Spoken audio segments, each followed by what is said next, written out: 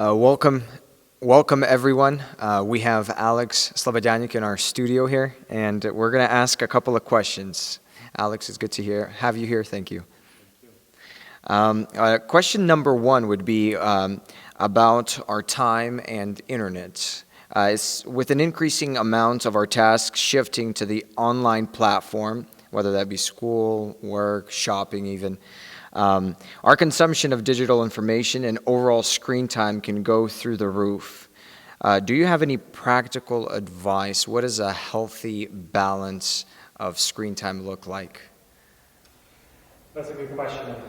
The question is very practical because, like you said, even those people who did not spend so much time, it used to be that teenagers spend 11 hours per day. Now, an average person probably spends about 10 hours. Average, I mean, if you're required to work from home, what do? You work through a laptop or screen. So it is a problem.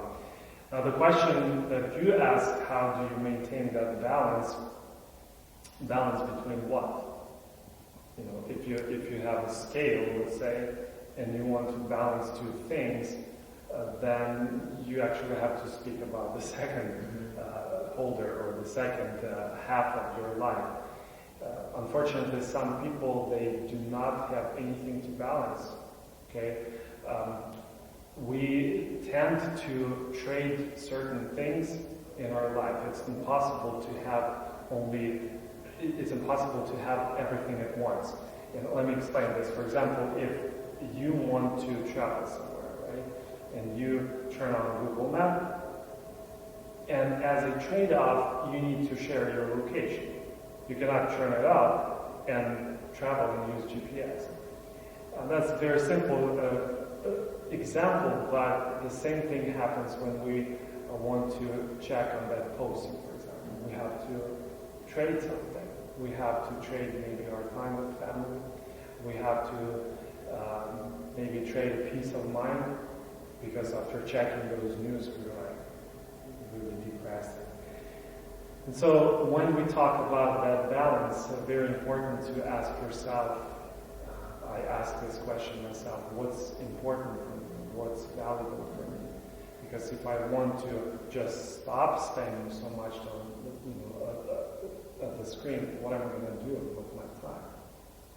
That's a problem for many people who work in the rehab centers. And right now they're isolated. Many of them, they don't have fellowship. They don't have anything that used to be, their collective experience. They have to do something with their time. And unfortunately, they go back to drinking, to drugs and stuff like that. In our case, in your case, it might not be that kind of addiction, but it's something that pulls you, that attracts you. So if I want to balance my life, I have to have a worthy goal. Right? I have to run to something. I have to be interested in something. And because we tend to trade things that are easier for harder things. So it's much easier to just turn on your phone and check the news or watch the YouTube or whatever. And it's much harder to go exercise or build something in your backyard, so on.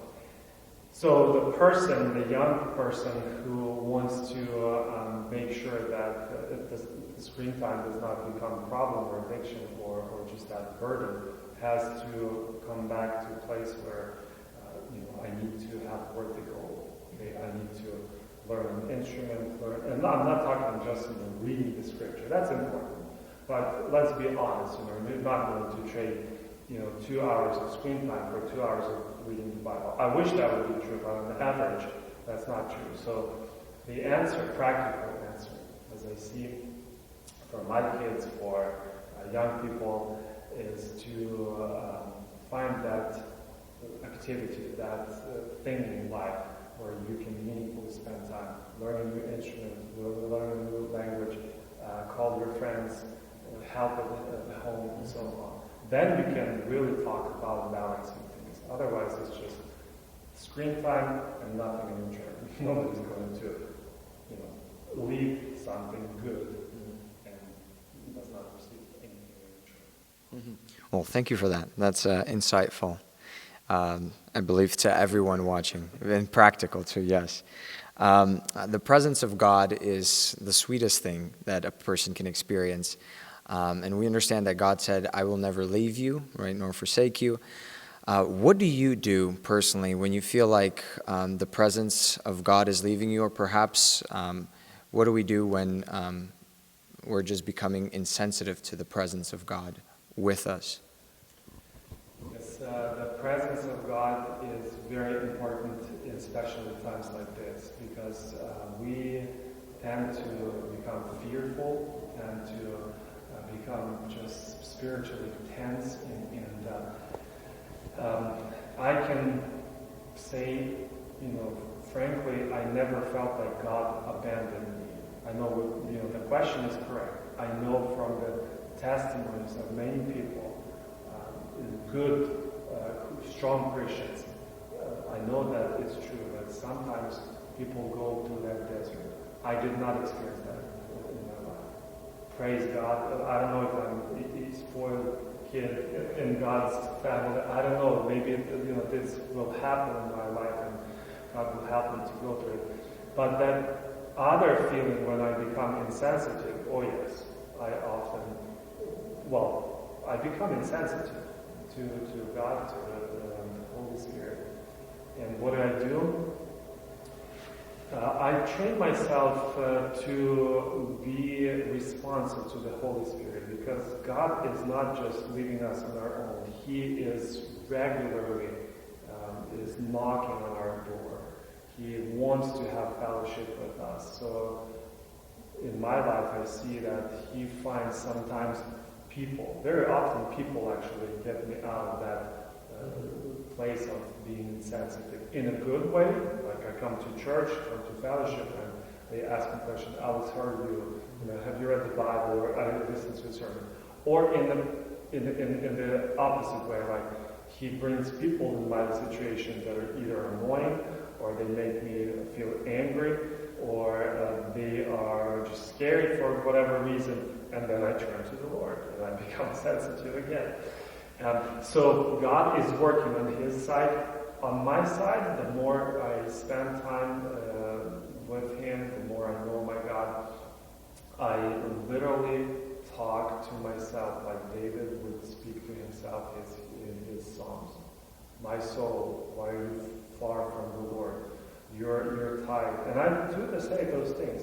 And just recently, I remember I was speaking to myself for 30 seconds, and then all of a sudden God continues or picks up and speaks to my heart. So what I'm saying is that it's okay to take the Bible from the Bible verses and speak them, even though it starts dry, it comes back, and you feel that God is again with you in His presence, and He's teaching you. And usually I repent, pray, and then I feel joy. That's what happens. Oh, thank you for that. Switching gears here, speaking about spiritual fathers, spiritual counselors, however we call them, can you speak to the importance of having a spiritual father or counselor in a young believer's life? Do we need them? Are they maybe overrated? And maybe what's your personal experience? And again, I have to be honest with the time. But in this case, I have to be honest with myself. I can't really name any specific person to be my spiritual father besides my father in my family. And I didn't really think that way for my whole life. It just came over the years that I realized that he taught me a lot of things. I'm a person that kind of keeps people at a distance. It's hard for me to trust another person. I respect our spiritual leaders, our senior pastors. Truly, I learn a lot from them. But not to the point where I can trust my problems and things like I trust to my father. So in my case, praise God, that's a great help. But I understand that there's a lot of cases, families where fathers are not spiritual priests, or they can't really connect for some reason with children. So it is normal, it's recommended to seek for the spiritual leaders that can hold you accountable, that can help you in prayers. That's great. However, we have to be careful, because like in the earthly family, I'm a father too, right? I'm going to lead my children to the point where they become mature, and then my desire for them to go on their own and to become leaders, and for my son to become father in his family. I believe that in a spiritual life, God gives us people who can be our leaders to a certain point, and then we have to leave them and move on. Okay, because it's hard to explain that. We don't want to make an idol of a person. Do we move on by ourselves, or do we move on with another individual? In my life, it's more like God brings certain people in my life for a time, and then He just pushes me to move on. My experience when I was 13 and until like 21, 22, I used to have friends that were only older than myself. So that was obviously an influence. Maybe not spiritual fathers, but people who I was looking up to, and I was naturally learning from them. And then there was a turning point, and then I looked around and I'm like, okay, these guys are getting married, naturally. And then I have to be a leader. That's when I started working with teenagers. I, came into different phase in my life. And then God sent me different people, much, much older. People who I look up to and I learn from. And if you call that spiritual fathers, maybe. But I wasn't that close, but I was able to call that person and say, hey, I have a need, would you pray for me? And I knew that person would pray. And again, I would move on and find another person. In the family, I believe it has to be your wife or your husband, that is close friend and ideally spiritual partner. So fathers, spiritual fathers are great. I'm for it. I believe that there has to be that kind of fellowship and relationship in the church. But I guess everybody's different in my life, because my father still is he's still my spiritual leader. Well, Alex, thank you for that.